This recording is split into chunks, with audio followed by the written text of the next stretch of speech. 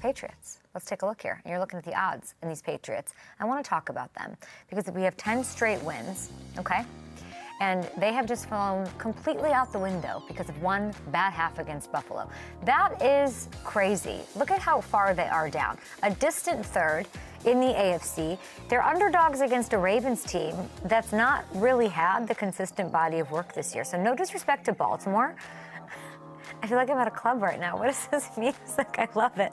Get me going, music. I love it. Okay, these overlords over at FanDuel Sportsbook have to get going. No disrespect to Baltimore, but they're underdogs against a Ravens team that has not been consistent or like convincingly confident, productive throughout the year. I don't know. Feels to me like people are waiting for the Pats to lose. They're waiting to lose so people can justify their yelling at a cloud of, you didn't play anybody, strength of schedule, we didn't pick you, so you can't be successful. And they're using the Buffalo second half as an opportunity to say, I told you so, we were right, we don't believe in you.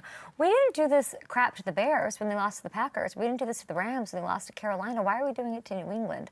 Question mark. Why? Because we don't want to, God forbid, they add to their dynasty and legacy and be so much better than everybody else in the grand scheme of NFL history and lore. By no means am I excusing this Patriots loss, by the way, Buffalo fans, everybody else in the AFC. That is a game you got to finish decisively, and ultimately this was an inexcusable loss for New England. But I'm not going to erase everything that they've done before, leading up to it, smacking around these Buffalo Bills in their first showing against them. It is not like they got completely outclassed or something. They blew a lead.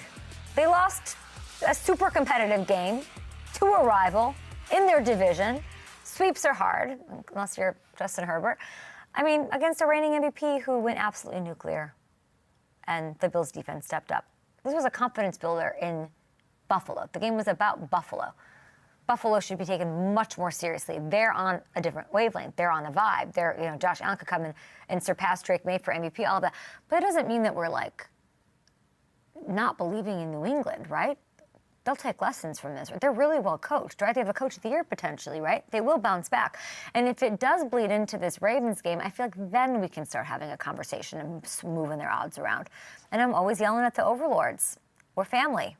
You got to be honest with family, FanDuel Sportsbook. I don't know if I like this. You will not catch me bailing on the Patriots because of a lackluster second-half performance. You just won't. So I like that. I like that. I like it at Baltimore. They lose to Baltimore, and they might. Baltimore, I never know what to expect.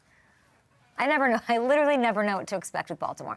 If they lose to them in a fashion that's convincing, then we'll have it. This is an impressive win. How in on the Steelers are we? You guys tweet me, let me know. And if they play like this for the first time all year, they have been feeling like they might be capable of some noise in January. Dost thou agree? Are they the most intimidating team in the AFC? No, they're probably the... Oh, let's take a look at the playoff picture. Can we see it? I feel like... We talked to us on the phone. Producer Cal has me given... They're probably maybe the least intimidating team. Well... That's in the playoff picture right now. I would say they're the least intimidating team. Is that fair? Jags fans, I know people are... I would say right now, that's so. So I'm complimenting you, but also keeping it real with you. Yeah, you got the Ravens in the hunt. They're sitting there. Hamilton, does this get a little funky playoff-wise with the AFC North race? It can get a little bit funky. If we pull up the schedules for both of these teams down the stretch, Baltimore is in something of a tough spot right now. So if you break it down, if the Steelers beat the Lions and Browns over the next 2 weeks, the Ravens would have to beat both the Patriots and the Packers in order to make that Week 18 game against the Steelers mean something.